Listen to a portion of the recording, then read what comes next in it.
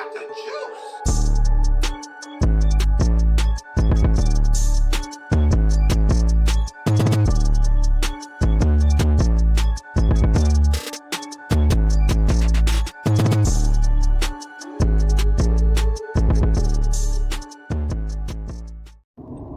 Sports Uncensored 365.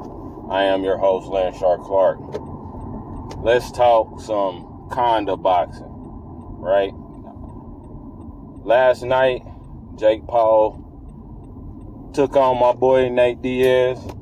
A lot of people, of course, casual fans were saying, and some boxing fans were saying how Jake Paul was going to knock Nate Diaz out. I didn't really believe that. Nate Diaz has been sparring boxers for a long time, and when you want to talk about top-notch, top-level boxing, like being in there just with other top fighters, I figured he'd be able to weather the storm against Jake Paul, because let's be honest, Jake Paul is not that good. He looks good up against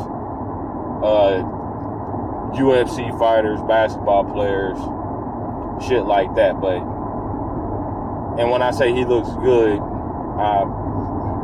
let me say he looks better against those guys. I mean, look at the Tommy Fury fight. Tommy Fury is far from a pure boxer or a top level or even a prospect at this point, you know? Like, there's a lot of top prospects that whoop Jake Paul. I mean, seriously put a beating on that boy. You know what I mean? So, when I say he looked good, just take that with a grain of salt. But I digress. Back to the fight last night. I knew Jake Paul was going to be in some trouble in the late rounds. Of course, just because of the conditioning of Nate Diaz. The Diaz brothers, they do triathlons, man. And you have to have a hell of a gas tank to do a triathlon. I mean, that's one thing that I know he'd outlast Jake Paul as far as his cardio is concerned. Because they went 10 rounds. Let's say this was an old school, like 15 round fight, right? Jake Paul would have probably got beat if this was a 15 round fight. Because he was gassing out. You know what I mean? And he really couldn't hurt Nate Diaz. Like, did he kind of buzz him with some punches? Maybe. Just maybe. Even a knockdown, I don't think Nate Diaz was hurt like that. Like, maybe a little buzz, but he was more off balance and got tripped up. If you watch the feet, he was inside Jake Paul's lead leg, and like when the punch landed, it kind of tripped him up and he was off balance and shit. It was a good punch, you know, but again, it really wasn't effective as much, because getting dropped that early in the fight, you would have thought he was going to get dropped again, or he was, you know, he'd have knocked him out. I bet a lot of people was expecting that. It never happened. I didn't expect that. One of the main reasons was, again, he's been in the ring with better boxers, even though it's just sparring. He's had some of the best boxing sparring you can get. I mean, some of the best. Like Andre Ward, Regis Prograis, like those are top level guys, and they're higher level guys than the dudes that Nate Diaz is sparring with. You know, it just is.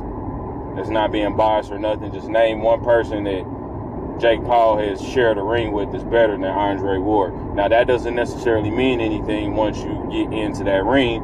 I'm just saying that Nate Diaz has seen things in the boxing ring that Jake Paul has probably never seen before.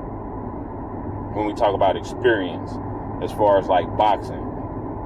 So, yeah, man, if they rematch in MMA, Jake Paul, your ass done, my boy.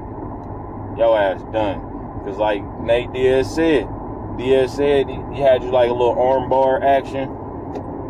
You know, before had you in the guillotine, he could have put a little choke on you. I probably would have did that. I probably would have just hit you with like a half a second, just a little bit, just to let you know, like, hey, this is what a fucking choke feel like.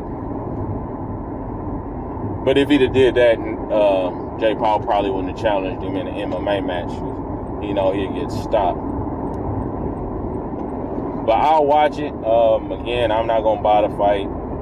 I'll watch it though, because I don't know, man. I take it for it is what it is. I don't look at it as a boxing match. I look at it as a fight. Just like I look at Jake Paul as a fighter, not a boxer. You know, like he fights, but he's not a boxer. Let's just put that out there. He can try to say he's taking over boxing and all this shit. ESPN can do the goofy shit that they are known to do and take away people's losses. It was like Lomachenko. I woke up this morning and it said the headline was Jake Paul defeats Nate Diaz and is still undefeated against MMA fighters. They worded that specifically. Undefeated against MMA fighters. Like, they still trying to market him like he's undefeated. And he just lost his last fight. Well, the previous fight. Little slick shit, like when they got rid of Lomachenko losses, when Terrence Crawford was fighting and he was headlining, and they wanted to put Lomachenko above Terrence Crawford in the pound-for-pound rankings. And they had Lomachenko as undefeated. This was before, I believe, before he fought Teofimo Lopez. But yeah, they just took away Lomachenko's loss to Orlando Salido. Just removed that motherfucker and had him undefeated and undisputed, I think, at one point too. But it was just ridiculous, man, the way ESPN be marketing and stuff sometimes. It's like, let's just keep it real, just keep it honest, keep it 100. But that's my take on everything. If they rematch MMA, Jake Paul, you're going to catch an L. He's not going to be able to beat Nate Diaz in there. If I'm Nate Diaz, I'm not even trying to mess around and try to do stand-up and all like that. I'm just coming there. I'm going to take you to the ground. I'm going to choke you out. Or get you in an arm bar or a knee bar or something like that. Guillotine. Fucking triangle choke or something like that. Fucking Darce choke. Whatever. Just take him down, submit him. Get that shit over with. Collect your money. Ride off into the sunset. That is my take on it. Let me know what you think in the comment section. If you have not, please like, comment, subscribe to the channel. Share this with a friend. I really do appreciate it. Thank y'all. See you on the next one. Ooh, gee, I got the juice.